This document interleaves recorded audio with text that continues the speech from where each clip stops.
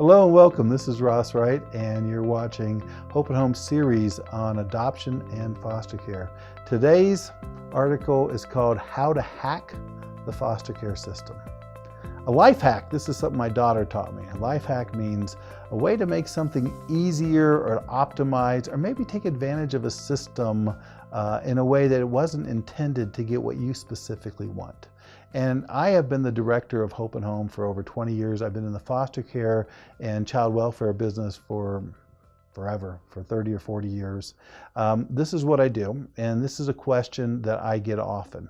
I'm going to be honest and tell you that very few people come straight up to me and say, how do I hack the foster care system? What happens instead is they have a reason that they want to use foster care as an adoption agency, and that reason is usually a very good one. Most of the people that I talk to are really, really good people. And if you're watching this video, my guess is you're one of these folks who have struggled perhaps with infertility. You may have struggled in other ways around having a family and a child of your own, and you're looking into the very, very complicated world of adoption. And you know, people always use the phrase, when you find out you can't have your own child, they always use the phrase, well, you can always adopt. And then you get into that system and you realize, my gosh, this is one of the most complicated systems out there, and it's not that easy. You can't just always adopt. Adoption is very difficult. It's also important to understand that people who are knocking on the door and wanting to get involved with adoption this isn't their first experience. This isn't their first knock on the door. They have probably knocked on a lot of doors for a long time. You may be one of these folks who have spent the last 10 years struggling with infertility, struggling with in vitro, struggling with temperature charts, struggling with all the stuff that comes with not being able to have a kid. And this is a particularly painful experience for couples. I know a lot of couples. I do this for a living. I've worked with thousands of couples who have struggled either with infertility, or for some reason not being able to grow the family that they've always thought they could. And if you're one of them, you know exactly what I'm talking about. It's so painful because there's all kinds of areas where you find yourself being hurt. There's all kinds of tender areas that people don't even realize. When you're going to birthday parties of your siblings, when their kids are having babies, or when their kids are having birthday parties, when your next door neighbors are having, it seems like everybody can have a baby but you. You know, you're hearing about teen babies, babies born to teen moms. And it just seems so frustrating and so painful when every month you think this might be the month and then it isn't.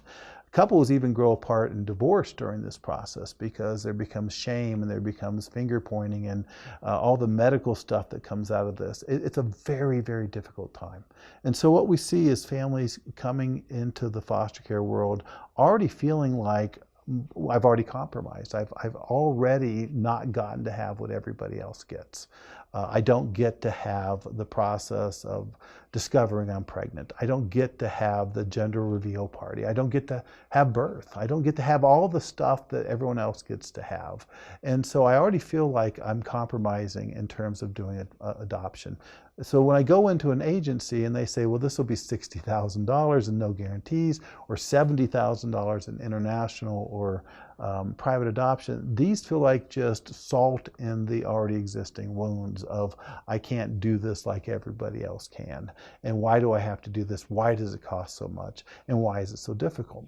So oftentimes these families end up at the front door of a foster care agency. And I spend this extra time explaining who they are because I don't want you to get the impression that these are bad people. These are people trying to do a bad thing in foster care. They're trying to hack the system. No, they're just trying to make it work in the way that they feel like life should have worked in the first place. I should have been able to have a kid, and now I'm watching my whole family have kids, and Christmases are miserable and birthdays are miserable. I want to be part of the group. I want to have my own child. And I've already given up so much. So when I come into foster care, I don't feel like I'm being a jerk when I ask, so how can I just use this to adopt a child? I get it that foster care is not about that. Foster care is primarily about finding a home for kids in the foster care system. But I've been told, most foster families that come in and ask this, have been told by somebody a story of someone that did get an infant child out of foster care. You hear stories of safe haven babies that get dropped off at fire departments. Can't I just sign up for one of these kids? Isn't there a way that I can come into foster care and get licensed as a foster parent and maybe fudge a little bit on some of the questions, get into the system, then kind of hang out and just wait for that baby to arrive? And that is oftentimes what people want to do. And they want to do it for a good reason. I mean, again, I want to emphasize they're not doing this out of some nefarious, bad reason. They're doing it because they want to have a baby, and they haven't been able to have one in the normal way. So I have the greatest respect for these folks, and I'm going to give you the life hack on how to do exactly that, how to use a foster care agency to adopt a baby. And the secret here is going to surprise you because it's the exact opposite of what you probably think it is. What most people think the life hack is you go in and you fudge on some questions a little bit, just enough to get yourself licensed. Then once you get yourself licensed, even though you've said you might be open to different things, what you do is just kind of hang back and say no to this child, say no to that child, and just try and fly under the radar with accepting older kids or more kids or groups of kids until finally that baby shows up, and then you got your hand up and go, I'd be open for that one. That doesn't work. That's not the life hack. The life hack actually is the exact opposite. Here's what you do. Number one, go into a reputable child placement agency that does foster care and has been around for a while, and find one that's not going to charge you an arm and a leg. Okay, this is important. Really good foster care agencies typically don't charge huge amounts. It's the hybrids that are associated with international adoption or private adoption that are going to charge you $5,000 to get licensed and $1,500 to maintain that license. Hope and Home, the agency that I'm with, we charge you about $200 to get licensed. And it's not even money that goes to us, it's the money you pay for your background checks and your CPR and first aid. That's really all that you pay. And then once you become licensed, we don't have any additional cost to maintain your license. So look for an agency like Hope and Home that's not going to charge an arm or leg to get licensed. The second thing that you do is do a really good interview. Walk through the agency, talk to the people, and be blunt and open about what it is that you want. Tell them exactly what you've been through and exactly what it is that you want to do. And ask them up front, is this something that you think you can work with me on? It's a mistake to try and kind of sneak into an agency thinking they're going to forget why you got licensed. I work with counties and departments of human services all the time, and they have families that come in and are not quite honest about what they want and think they're going to forget it down the road. They don't. They don't. They write on pieces of paper what your age range is.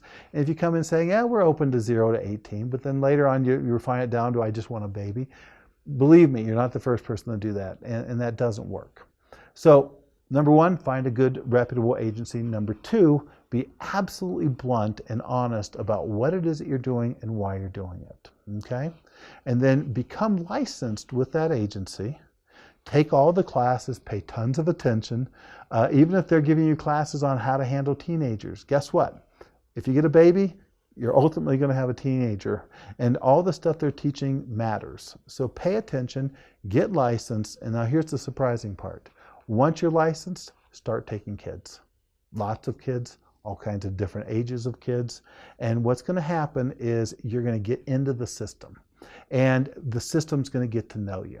You're going to go to team decision meetings, okay? They're called TDMs in some states and counties, other places they're family engagement meetings. But they're meetings that you go to, and the birth family is there, the lawyers are there, the counselors are there, and big rooms of a dozen people, and you're working together with these folks. And that seems like, wow, that seems like the opposite of what I want to do. I just wanted to adopt a child. Yeah, but the method to make this work is get involved.